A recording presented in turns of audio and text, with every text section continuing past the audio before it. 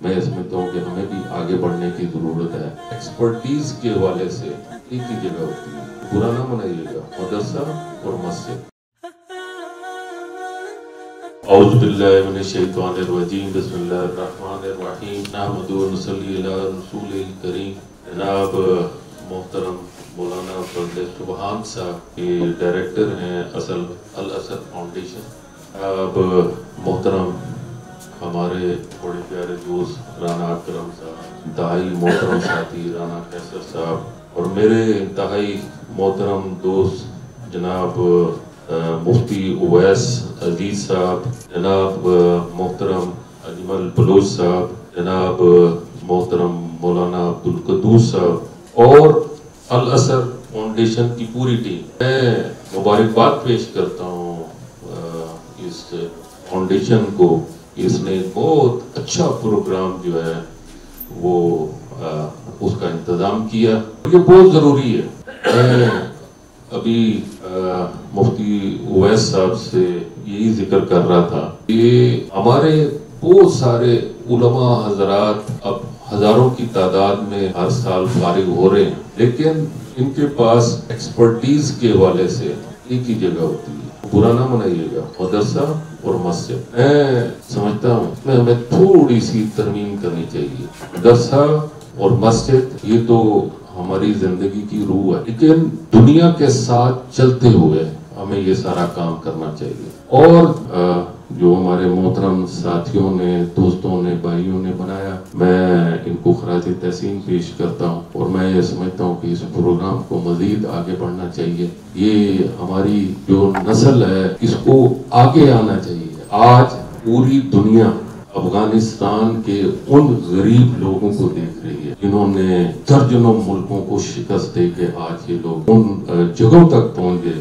جن جگہوں پہ اس دنیا کے جو ہمارے یورپ اور امریکہ تصور نہیں کر سکتے تھے، آج اس جگہ پر وہ بیٹھے ہیں۔ یہ ان کا ایک تقوی تھا، ایک اخلاص تھا، ایک جدوجہد تھی۔ یہ جدوجہد میں نہیں سمجھتا کہ اگر کوئی ہمارے جو دنیاوی تعلیم ہے اس طرح کے لوگ شاید یہ کام نہ کر سکتے، لیکن انہوں نے کر کے دکھایا۔ میں سمجھتا ہوں کہ ہمیں بھی آگے بڑھنے کی ضرورت ہے، لیکن ہمیں دنیا کو سمجھ کے آگے چلنا ہے۔ ہم نے اپنے آپ کو دنیا سے دور کر کے ایک سائٹ پر نہیں رہنا، ہم نے دنیا کے اندر رہ کے دنیا کے اندر آگے بڑھنا ہے، اور انہی لوگوں کے اندر ہم نے ان کی جو ایکسپرٹیز ہے اس ایکسپرٹیز کو بھی ہم نے حاصل کرنا ہے۔ اب ایک عالم جس نے اتنا ٹائم گزارا ہوتا ہے، کتنا قابل آدمی، میں نہیں سمجھتا کہ وہ یہ کام نہ کر سکے۔ وہ ہمارا سی ایس پی آفیسر بھی بن سکتا ہے، وہ فوج میں بھی جا سکتا ہے، اور جو وہ کام کرے گا وہ کام اگر وہ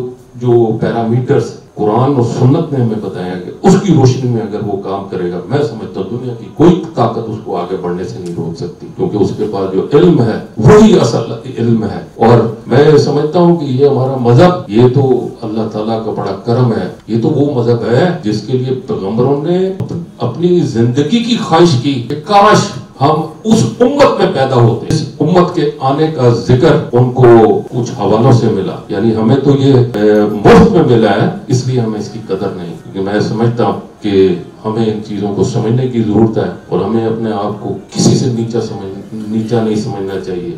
ہمیں ان کے کسی سے کہ ہم مولوی صاحب ہیں، عالم ہیں تو ہم کسی سے نیچے ہیں، نہیں، ہم اس سے بہتر ہیں، کیونکہ ہم وہ چیزیں جانتے ہیں جو دوسرے نہیں جانتے، لیکن اس میں صرف ایک جاتے ہیں تو صرف ہمارے پاس ایک ہی راستہ ہوتا ہے۔ ہمارے بچوں کے پاس جو مدرسوں سے فارغ ہوتے ہیں، انہوں نے مسجد بنانی ہے، مدرسہ بنانا ہے۔ جہاں مسجد اور مدرسے کی ضرورت ہے وہ تو بننی ہی ہے، بنانی چاہیے، لیکن اس کے علاوہ بھی کام ہے۔ 5 وقت کی نماز میں کتنا ٹائم لگتا ہے؟